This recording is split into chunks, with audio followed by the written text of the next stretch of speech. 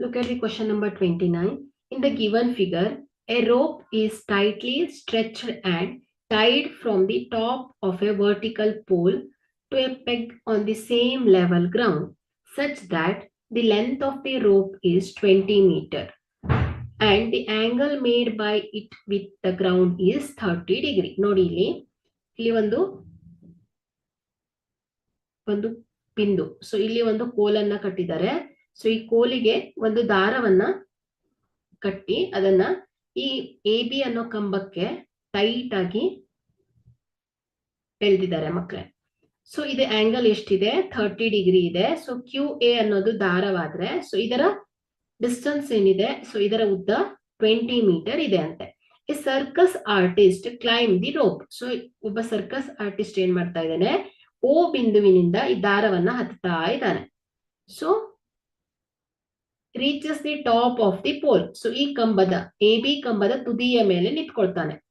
ಈ ಓ ಬಿಂದುವಿನಿಂದ ಚಲಿಸಿ ಎ ಪಾಯಿಂಟ್ ಅಲ್ಲಿ ನಿಂತು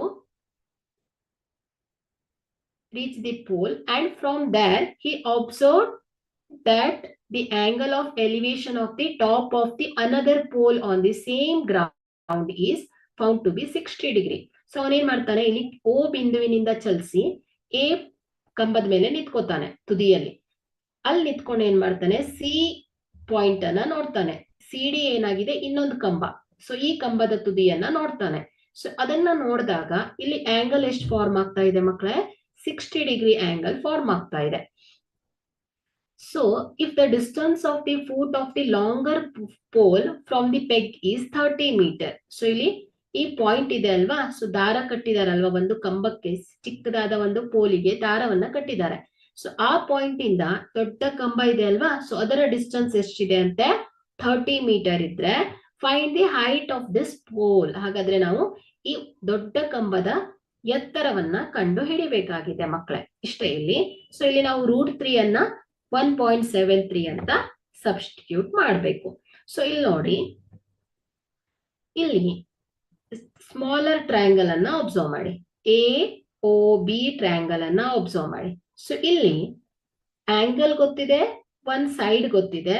ಸೊ ನಾವೇನ್ ಮಾಡ್ಬೋದು? ಈಸಿಯಾಗಿ ಒ ಬಿ ಅನ್ನ ಫೈಂಡ್ ಔಟ್ ಮಾಡ್ಬೋದು, ಎ ಬಿ ಅನ್ನ ಫೈಂಡ್ ಔಟ್ ಮಾಡ್ಬೋದು by using the trigonometric functions alva. So now consider in a triangle ABO. So sin function anna use ಮಾಡೋಣ. sin theta ಏನಾಗುತ್ತೆ ಹೇಳಿ? opposite side divided by adjacent side ಅಲ್ವಾ? So ಏನಾಗುತ್ತೆ? Theta ಡಿಗ್ರಿಗೆ 30 ಡಿಗ್ರಿಗೆ opposite side A B ಆದ್ರೆ hypotenuse side ಯಾವ್ದಾಗತ್ತೆ? AO ಆಗತ್ತೆ. ಅಡ್ಜಸೆಂಟ್ ಸೈಡ್ ಯಾವ್ದಾಗತ್ತೆ ಮಕ್ಕಳೇ? ಒ ಬಿ ಆಗತ್ತೆ. ಸೊ ಸೈನ್ ಥೀಟಾ ಯಾಕೆ ಬಳಸ್ತಾ ಇದೀವಿ ನಾವು? ಇಲ್ಲಿ ಎಒ ಸೈಡ್ ಗೊತ್ತಿದೆ, ಎ ಬಿ ಸೈಡ್ ಅನ್ನ ಫೈಂಡ್ ಔಟ್ ಮಾಡ್ತಾ ಇದೀವಿ. ಹಾಗಾಗಿ ಸೈನ್ ಫಂಕ್ಷನ್ ಅನ್ನ ಯೂಸ್ ಮಾಡ್ತೀವಿ. ಸೊ ಇದೇನಾಗತ್ತೆ? Sine 30 degree is equal to ಏನಾಗತ್ತೆ? A B divided by AO is 20 metre. So sine 30 degree ಏನಾಗತ್ತೆ? 1/2. This is equal to AB divided by 20 meter. So AO is equal to AB is equal to ಏನಾಗುತ್ತೆ ಹೇಳಿ? 20 divided by 2. So 2 ones are 2 tens are. So AB ಎಷ್ಟು ಬರುತ್ತೆ? 10 centimeter.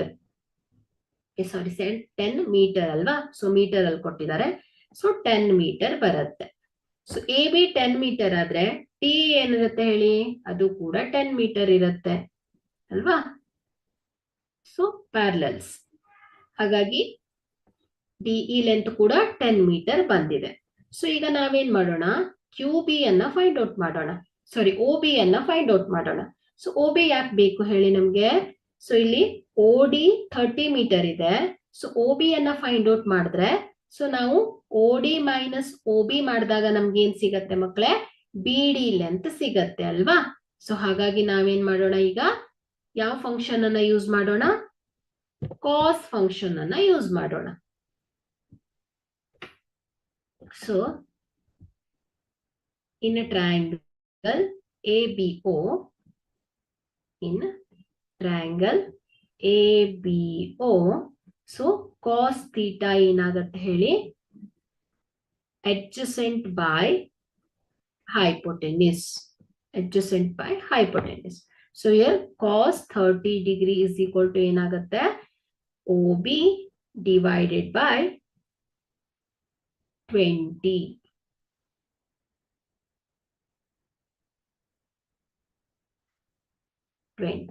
So here cos 30 degree is √3/2 is equal to OB divided by 20 meter. So OB is equal to ಏನಾಗುತ್ತೆ 20 into √3 divided by 2. So 2 ones are 2 tens are 20. So OB is equal to 10 into √3 ಆಗುತ್ತೆ. Here use 10 √3 as 1.73. So ಏನಾಗುತ್ತೆ ಇದು OB is equal to 10 into 1.73.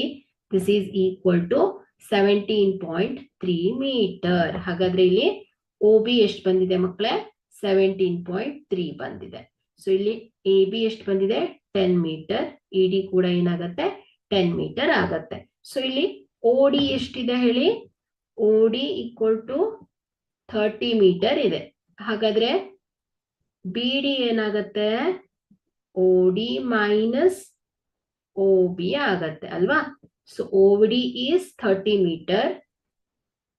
So BD ಏನಾಗತ್ತೆ OD minus OB ಆಗತ್ತೆ. So ಇದೆಷ್ಟು ಬರುತ್ತೆ OD is 30 minus OB is 17.3. This is equal to 12.7 metre. ಹಾಗಾದ್ರೆ ನಮ್ಗೆ BD ಎಷ್ಟು ಬಂದಿದೆ ಮಕ್ಕಳೇ 12.7 ಮೀಟರ್ ಬಂದಿದೆ. ಸೊ BD 12.7 ಮೀಟರ್ ಆದ್ರೆ AE ಕೂಡ ಏನಾಗತ್ತೆ ಹೇಳಿ 12.7 ಮೀಟರ್ ಆಗತ್ತೆ ಅಲ್ವಾ. ಸೊ ಅಪೋಸಿಟ್ ಸೈಡ್ಸ್ ಈಕ್ವಲ್ ಇರುತ್ತೆ, ಪ್ಯಾರಲಲ್ ಆಗಿರೋದ್ರಿಂದ ಸೈಡ್ಸ್ ಏನಾಗುತ್ತೆ ಈಕ್ವಲ್ ಆಗತ್ತೆ. ಹಾಗಾದ್ರೆ AE 12.7 ಆಗತ್ತೆ, BD ಕೂಡ ಏನಾಗತ್ತೆ ಮಕ್ಕಳೇ 12.7 ಆಗತ್ತೆ. ಸೊ ಈಗ ನಾವೇನ್ ಮಾಡೋಣ, ಕನ್ಸಿಡರ್ ದಿ ಟ್ರಯಾಂಗಲ್ ACE. ಯಾಕೆ ಹೇಳಿ ನಾವು ಈ ಟ್ರಯಾಂಗಲ್ ಅನ್ನ ಕನ್ಸಿಡರ್ ಮಾಡ್ತೀವಿ, ನಮ್ಗೆ CE ಲೆಂತ್ ಬೇಕು ಅಲ್ವಾ. ಸೊ ಇಲ್ಲಿ ನಮ್ಗೆ CE ಲೆಂತ್ ಬೇಕಾಗಿದೆ. ಸೊ ಇದನ್ನ ಫೈಂಡ್ ಔಟ್ ಮಾಡಿದ್ರೆ ನಾವು ಈಸಿಯಾಗಿ ಲಾಂಗರ್ ಪೋಲ್, ಸೊ ದೊಡ್ಡ ಕಂಬದ ಉದ್ದವನ್ನ ಕಂಡು ಹಿಡಿಬಹುದು. ಹಾಗಾಗಿ ನಾವು ಏನ್ ಮಾಡ್ತೇವೆ ಮಕ್ಕಳೇ, in triangle ACE, so in triangle ACE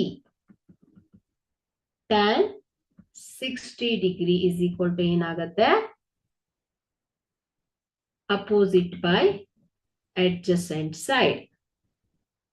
So tan 60 degree is √3 is equal to CE divided by, ಈಗಾಗಲೇ ನಮಗೆ AE ಸಿಕ್ಕಿದೆ ಎಷ್ಟು 12.7. So CE is equal to ಏನಾಗತ್ತೆ 1.73. ಸೊ √3 ಅಂದ್ರೆ 1.73 into 12.7. So CE is equal to ಏನಾಗತ್ತೆ 1.73 into 12.7 is 21.97 meter. So height of the pole ಈಗ ಈಸಿಯಾಗಿ find out ಮಾಡಬಹುದು. So height of the pole ಏನಾಗುತ್ತೆ ಹೇಳಿ CD ಅಲ್ವಾ. So CD means CE plus ED. So here CE is 21.97 plus ED is 10 meter. So this is equal to 31.97 meter. So this is the height of the pole. 31.97 meter ಆಗತ್ತೆ.